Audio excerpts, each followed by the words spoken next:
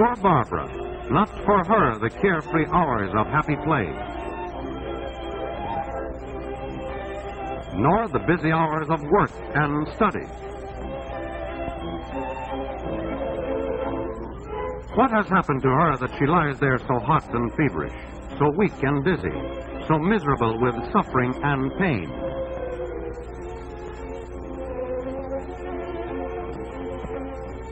Our body is just like a little country that has been invaded by an enemy army.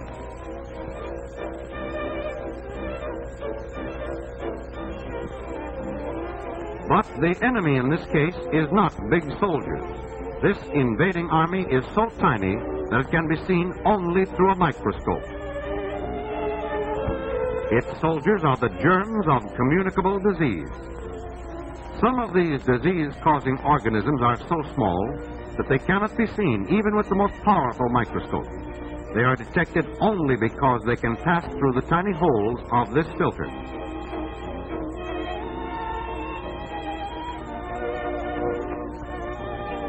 A communicable disease is one which can be caught from someone else.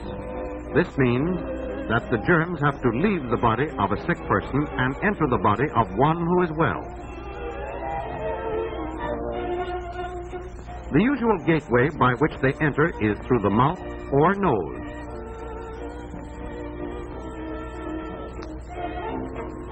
How do germs make the trip from sick to well and thereby spread disease? They may travel by one of several ways. Coughs and sneezes, which are not protected, send germs in a direct spray.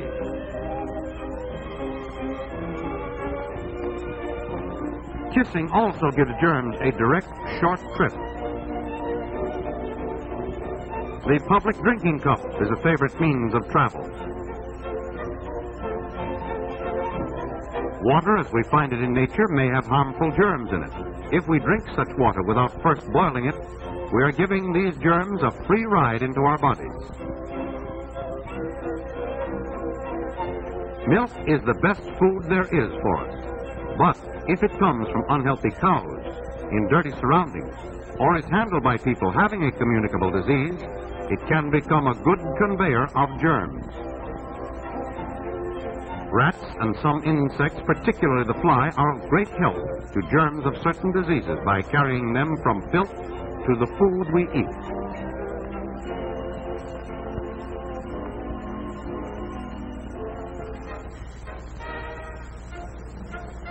Thus you see that germs have several ways of traveling from the sick to the well.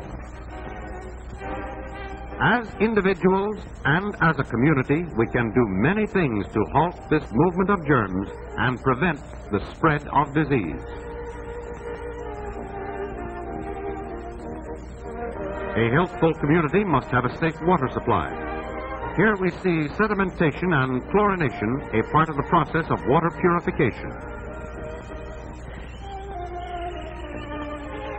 In rural areas, a safe water supply requires a properly constructed well located on higher ground and at a considerable distance from the toilet.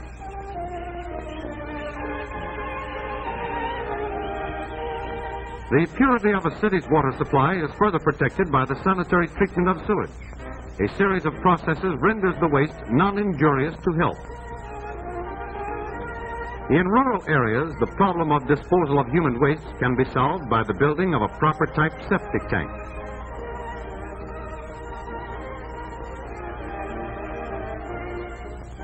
Or, if this is impractical, by building properly constructed sanitary toilets.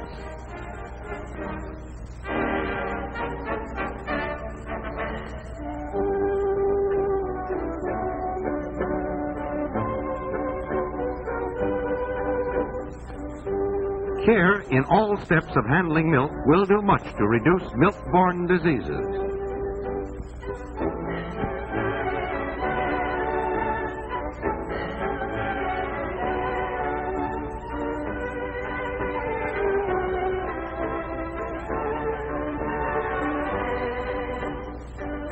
Cleanliness in the dairy, healthy cows, clean and healthy milkers, sterilized buckets, and cans so constructed as to keep out dust and flies all help to bring us safe milk so important in our lives. Pasteurization, which does not take the place of all these other precautions, is the one way to make sure that milk is safe. Anti-fly measures, particularly the disposal of breeding places, will help halt one of the most important ways by which germs travel. Tight-fitting screens are effective not only against flies, but also against mosquitoes.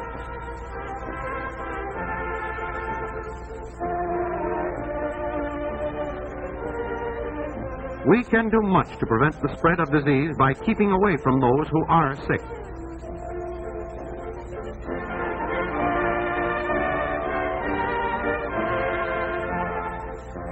Common sense tells us to stay away from indoor crowds whenever communicable diseases are prevalent.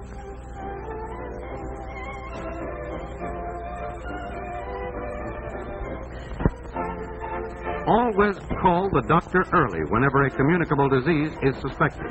Early treatment may lessen the severity of the sickness and halt its further spread.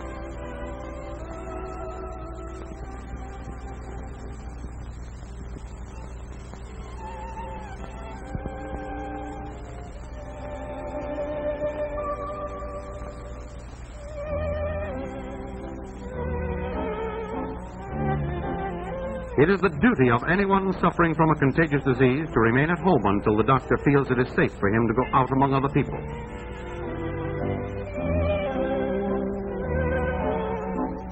Some diseases, such as smallpox, diphtheria, and typhoid fever, could be wiped out entirely if each and every one of us took advantage of the time-proved protection offered by vaccination and preventive inoculation.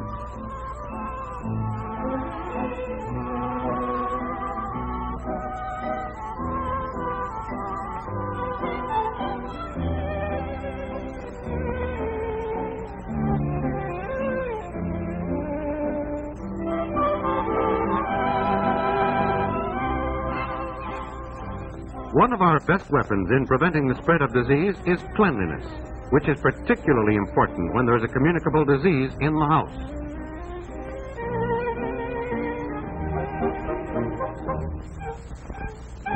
Certainly, cleanliness should be observed in all places where food is sold or served.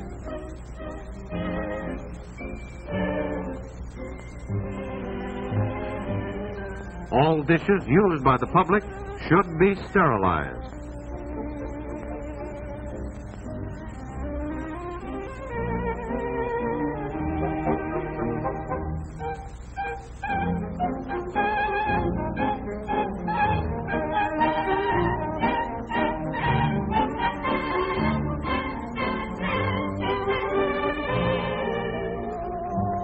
Our hands may pick up germs.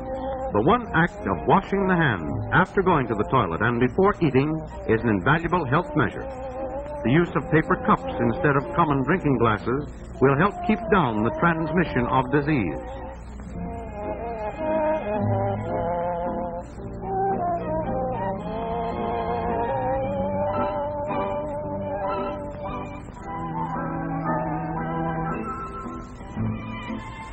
We cannot keep all germs from entering our bodies, but wise old nature has placed within us natural forces capable of fighting the invading armies of disease.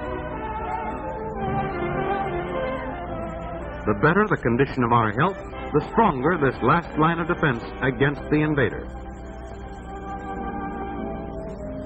Building up this resistance depends upon a well-balanced diet which satisfies all the food requirements of our body.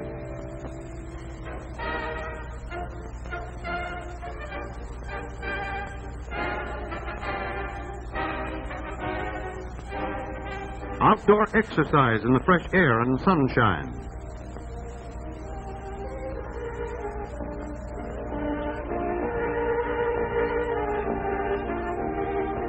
At least 6 glasses of water daily.